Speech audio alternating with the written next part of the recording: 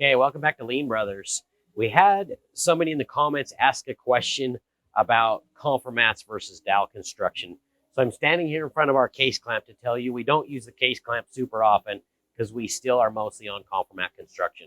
We love confirmat construction and number of reasons, but we feel like it's fairly quick to do. There's a lot of flexibility with confirmats, but we do dowels as well.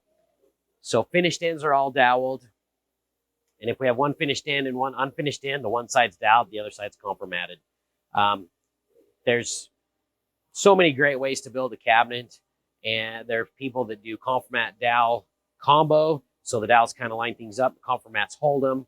People that are all dowel construction. We've chosen to do confirmats. And as you can see in some of our cabinets right here, you can see there's a lot of confirmat holes.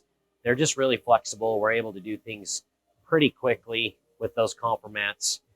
Now, I wish we could assemble straight off the CNC. We just don't have the space in this current facility with the run rate that we're at. We used to. There's a video on that from a year or so ago, but we have to palletize our parts, and so it just makes it really easy. We can have flexibility in where we assemble. We can add additional assembly people if we are super busy and we got a lot of cabinets to assemble.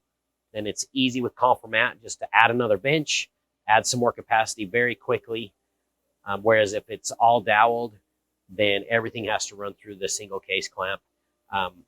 So that's one of the big reasons probably that we've chosen to stick with that. The other thing too, when we install, I like a confirmat construction because it just keeps the boxes strong.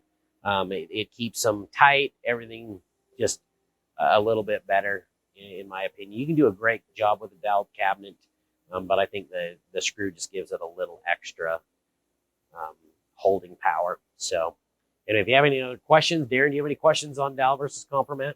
Is there a lot of price difference between the screw versus the dowel? Dowels are definitely cheaper.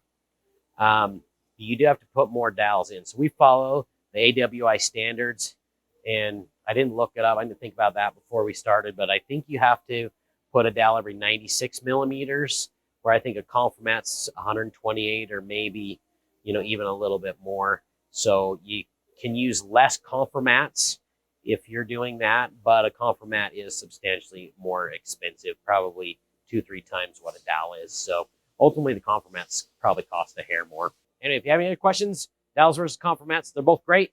We use them both.